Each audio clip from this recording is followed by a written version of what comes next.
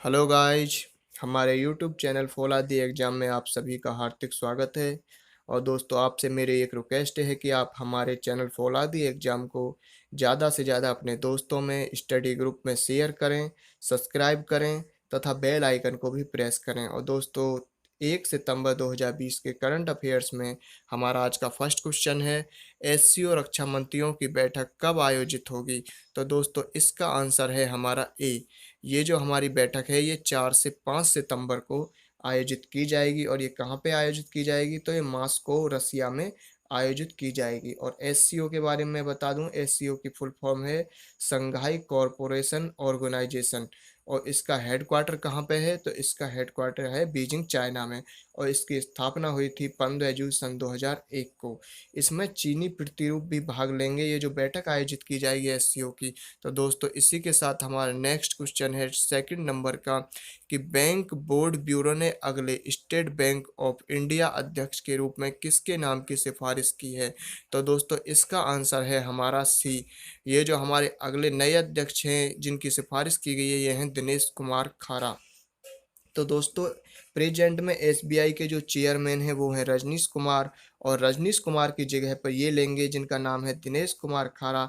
इनका जो 3 साल का कार्यकाल था वो 7 अक्टूबर को पूरा हो रहा है। ये जो हमारे प्रेजेंट टाइम में रजनीश कुमार जो चेयरमैन है एसबीआई के, इनका कार्यकाल 7 अक्टूबर को पूरा हो जाएगा तथा इनके बाद दिनेश कुमार खारा को इस पद पर नियुक्त कर दिया जाएगा। और दिनेश कुमार खारा जो हैं वो 1984 में एसबीआई में प्रोबेशनरी ऑफिसर नियुक्त हुए थे। तो दोस्तों, एसबीआई के बारे में आपको बता दूं, इसकी स्थापना 1 जुलाई 1955 को हुई थी। इसका हेडक्वार्टर मुंबई में है। और इसके प्रेजेंट में सीईओ तो रजनीश कुमार हैं। इनके रिटायर होने के बाद दिनेश कुमार खारा को बनाया जाएगा। और दोस्तों, हमारा नेक्स्ट थर्ड नंबर का क्वेश्चन है, राष्ट्रीय खेल दिवस प्रतिवर्ष कब मनाया जाता है। तो हम दोस्तों, इसका आंसर है हमारा बी। राष्ट्रीय खेल दिवस जो प्रतिवर्ष मनाया जाता है वो 29 अगस्त को मनाया जाता है। और दोस्तों, ये जो किसकी जन्म दिवस पर मनाया जाता है ये, तो हमारे हॉकी के जो महान खिलाड़ी थे मेजर ध्यानचंद, उनकी जयंती की स्मृति में प्रतिवर्ष 29 अगस्त को मनाया जाता है। उनका जन्म जो हुआ था वो 1905 में हुआ था, मतलब 1905 में हुआ था। और दोस्तों, उनकी जो उनकी वर्ष इस वर्ष जो मनाई गई थी उनकी ये जयंती 115वीं जयंती थी। और दोस्तों, मेजर ध्यानचंद को हॉकी का जादूगर भी कहा जाता है।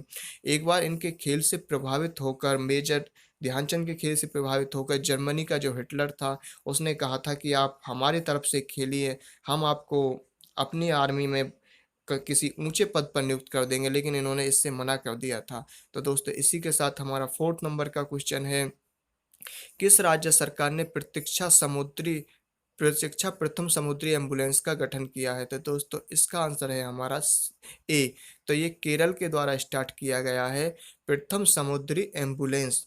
तो दोस्तों, ये जो केरल के सीएम है पिनाराई विजयन, इनके द्वारा इस एम्बुलेंस को समुद्री एम्बुलेंस को स्टार्ट किया गया है। और केरल में तिरुवनंतपुरम जिले के गांव विझिनजाम गांव में पिनाराई विजयन द्वारा कमीशन किया गया है इसे। और कहाँ से किया गया है इसे, कोचीन शिपयार्ड द्वारा। तो कोचीन शिपयार्ड द्वारा इसे निर्मित किया गया है, मतलब बनाया गया है।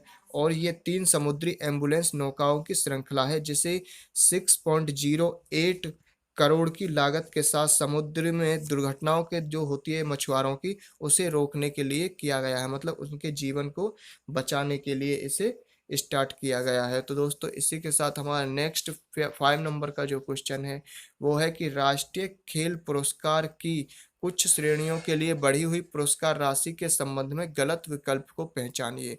तो दोस्तों, इसका गलत विकल्प है हमारा डी। राजीव गांधी खेल रत्न की जो पुरस्कार राशि है वो 7.5 लाख रुपए से 25 लाख कर दी गई है, लेकिन इन्होंने इस ऑप्शन में दिया है कि 20 लाख रुपए, ये गलत है। तो दोस्तों, मैं आपको बता दूं कि राष्ट्रीय खेल और ये जो राष्ट्रीय खेल और साहसिक पुरस्कारों की 7 श्रेणियों में से चार जो श्रेणी है उनमें पुरस्कार की राशि में वृद्धि की गई है। और दोस्तों ये जो वृद्धि की गई है, घोषणा खेल मंत्री हमारे जो किरण रिजिजू हैं, उनके द्वारा की गई है। और बढ़ी हुई राशि मैं आपको बता दूं, राजीव गांधी खेल रत्न अवार्ड में जो बढ़ी हुई राशि है वो है 7.5 लाख से 25 लाख रुपए। और अर्जुन पुरस्कार में जो बढ़ी हुई राशि है वो 5 से 15, द्रोणाचार्य लाइफ टाइम में 5 से 15, और नियमित में 5 से 10 लाख, और ध्यानचंद पुरस्कार में 5 से 10 लाख बढ़ी है। दोस्तों इसी के साथ हमारा नेक्स्ट 6 नंबर का क्वेश्चन है, प्रति वर्ष तेलुगु भाषा दिवस कब मनाया जाता है? तो दोस्तों इसका आंसर है हमारा सी, ये भी हमारा 29 अगस्त को ही मनाया जाता है, प्रतिवर्ष तेलुगु भाषा दिवस। देखो दोस्तों, अभी मैंने बताया था कि इस दिन हम राष्ट्रीय खेल दिवस भी मनाते हैं, और ये भी तेलुगु भाषा दिवस भी हम 29 अगस्त को ही मनाते हैं। इसे आप इससे लिंक करके याद कर सकते हैं कि 29 अगस्त को ही हम राष्ट्रीय खेल दिवस मनाते हैं मेजर ध्यानचंद की जयंती पर, और 29 अगस्त को ही तेलुगु भाषा दिवस मनाया जाता है। तो ये जो तेलुगु भाषा दिवस है, ये तेलुगु के जो कवि थे गिडगू वेंकट की स्मृति के मतलब जन्म दिवस की स्मृति में मनाया जाता है। और इसका आयोजन आंध्र प्रदेश की सरकार की ओर से संस्कृति विभाग जो है आंध्र प्रदेश का, उसके द्वारा किया जाता है। तो दोस्तों आंध्र प्रदेश की जो कैपिटल है वो हैदराबाद है, लेकिन प्रस्तावित अमरावती, और यहाँ के सीएम है जगन मोहन रेड्डी, और इसके जो गवर्नर है वो है विश्वभूषण हरिश्चंद्र। दोस्तों इसी के साथ हमारा नेक्स्ट 7 नंबर का क्वेश्चन है, रक्षा मंत्रालय ने बेंगलुरु में एरो इंडिया की मेजबानी कब करेगा? तो दोस्तों ये जो एयर इंडिया की मेजबानी करेगा बेंगलोर में, ये 3 से 5 फरवरी को की जाएगी। और इसे जो ये जो एयरो इंडिया प्रदर्शनी होती है, इसे एशिया की सबसे बड़ी एयरो स्पेस प्रदर्शनी माना जाता है। इसकी शुरुआत जो हुई थी वो 1991 में हुई थी, और इसकी मेजबानी जो की जाती है प्रतिवर्ष, वो बेंगलुरु में ही की जाती है प्रतिवर्ष। मतलब हर वर्ष जब भी ये प्रदर्शनी लगाई जाएगी, ये प्रत्येक 2 वर्ष में लगाई जाती है, क्योंकि ये द्विवार्षिक समारोह है, और ये हर बार बेंगलुरु में ही लगाई जाती है। और इसके जो आयोजक हैं वो हैं रक्षा प्रदर्शनी संगठन और रक्षा मंत्रालय। और दोस्तों डीआरडीओ, इंडियन एयरफोर्स, अंतरिक्ष विभाग, केंद्रीय नागरिक उड्डयन मंत्रालय जैसे संगठन प्रदर्शन में भाग लेते हैं। और दोस्तों इसी के साथ हमारा जो नेक्स्ट 8 नंबर का क्वेश्चन है वो है, किस देश ने असम सरकार के साथ राज्य में कौशल विश्वविद्यालय स्थापित करने के लिए एक समझौता ज्ञापन पर हस्ताक्षर किए हैं? तो दोस्तों इसका आंसर है हमारा ए, ये सिंगापुर के द्वारा हस्ताक्षर किए गए हैं असम के साथ। तो इसे असम के जो मंगलदोई में स्थापित करने का प्रावधान है, असम का जो मंगलदोई है उसमें इसे स्थापित करने का प्रावधान है इस योजना को। और दोस्तों यहाँ आपको मैं बता दूं कि ये जो योजना है इसकी लागत है टोटल 900 करोड़ रुपए, और असम के जो हमारे कैपिटल है वो है दिसपुर, और यहाँ के सीएम है सर्बानंद सोनोवाल। तो दोस्तों इसी के साथ हमारा नेक्स्ट जो क्वेश्चन है, और दोस्तों आपको मैं बताता चलूं कि आप हमारे चैनल को देखो, बीच में भी मैं आपको एक बार रिकॉल करा दूं कि इसे ज़्यादा से ज़्यादा अपने दोस्तों में शेयर करा करो, और दोस्तों सब्सक्राइब कराओ। तो दोस्तों इसी के साथ हमारा नेक्स्ट 8 नंबर का क्वेश्चन है, सॉरी 9 नंबर का क्वेश्चन, जार बम्ब का विकास किस देश ने किया है? तो दोस्तों हमारा इसका आंसर है ए, ये रसिया के द्वारा किया गया है जार बम का विकास।